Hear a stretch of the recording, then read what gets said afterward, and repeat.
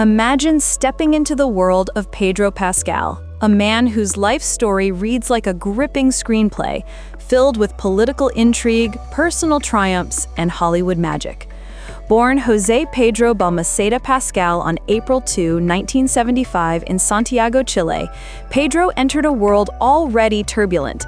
His parents, Verónica Pascal Ureta, a child psychologist, and José Balmaceda, a fertility doctor, were staunch supporters of President Salvador Allende. But when Augusto Pinochet's brutal coup overthrew the government, the family faced grave danger. Pedro's parents sought asylum at the Venezuelan embassy, and just 9 months after his birth, they fled to Denmark as political refugees. From there, they made their way to the United States, settling first in San Antonio, Texas, and later in Orange County, California. Growing up in a bilingual household, Pedro absorbed Spanish from his family and English from his surroundings, a duality that would later infuse his performances with authentic depth. This immigrant experience shaped him profoundly, instilling a sense of resilience and empathy that resonates in every role he takes on. As a child, Pedro found solace in movies, escaping the uncertainties of his uprooted life through the silver screen. He recalls watching films like Raiders of the Lost Ark and dreaming of adventure. Swimming competitively as a kid, he showed early discipline, but his true passion emerged in high school drama classes. After graduating, he headed to New York University's Tisch School of the Arts, where he honed his craft alongside future stars. But the road to success was far from smooth. In the late 1990s, Pedro faced the harsh realities of an aspiring actor's life: endless auditions, financial struggles, and the heartbreaking loss of his mother to suicide in 1999. To honor her, he adopted her maiden name, Pascal, as his professional surname. Those early years were marked by perseverance. He waited tables, took odd jobs, and landed small roles in TV shows like Buffy the Vampire Slayer, where he played a doomed college student, and episodes of Law & Order and NYPD Blue. His theater work in off-Broadway productions built his reputation as a versatile performer, but stardom seemed elusive.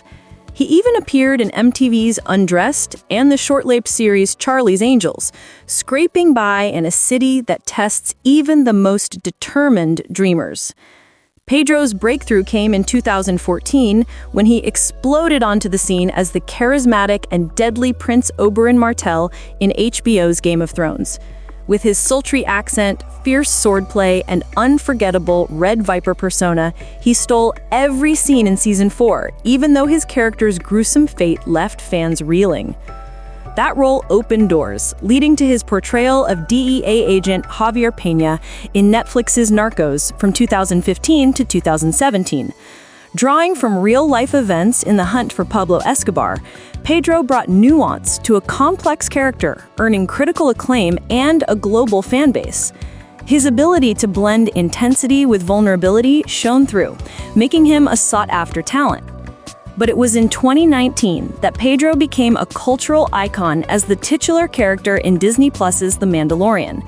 Hidden behind a helmet as the stoic bounty hunter Din Djarin, he conveyed emotion through voice and body language alone, protecting the adorable Grogu, aka Baby Yoda, in a Star Wars universe that captivated millions. The show's massive success turned him into a household name, and his unmasking moments became memes and milestones. He reprised the role in subsequent seasons and spin-offs like The Book of Boba Fett, solidifying his place in the sci-fi pantheon. Riding that wave, Pedro continued to diversify his roles. In 2020, he starred as the villainous Maxwell Lord in Wonder Woman 1984, channeling a slick 1980s tycoon with flair. Then came the post-apocalyptic drama The Last of Us in 2023, where he played Joel Miller, a hardened survivor escorting a young girl across a zombie-infested America. His chemistry with co-star Bella Ramsey earned him Emmy nominations, and the series' emotional depth resonated deeply, especially amid real-world uncertainties. Pedro's performance captured the essence of grief and protection, drawing from his own experiences of loss and family bonds. Off-screen, he's known for his warm personality and advocacy. A vocal supporter of LGBTQ+ rights, his sister Lux came out as transgender in 2021, Pedro has used his platform to promote inclusivity. He's close friends with actors like Sarah Paulson and Oscar Isaac, often sharing heartfelt tributes on social media. Despite his fame, he remains grounded, crediting his immigrant roots for his empathy and work ethic. In interviews, he speaks candidly about the pressures of fame, once admitting that the sudden spotlight after Game of Thrones felt overwhelming, but he channeled it into meaningful work. As we move into 2025, Pedro Pascal's star continues to rise, marking what many call the summer of Pedro Pascal.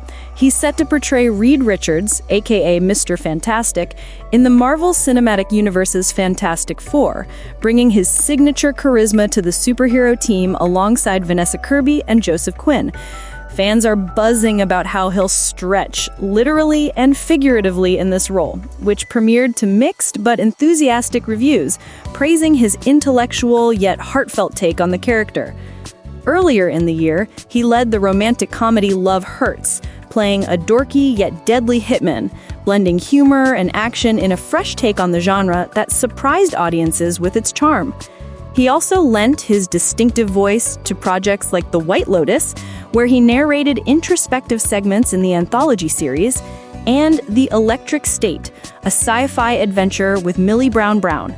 Pedro starred in Freaky Tales, a lesser-talked-about anthology film that showcased his range in wild, interconnected stories set in the 1980s Oakland, earning underground acclaim for its bold narrative style.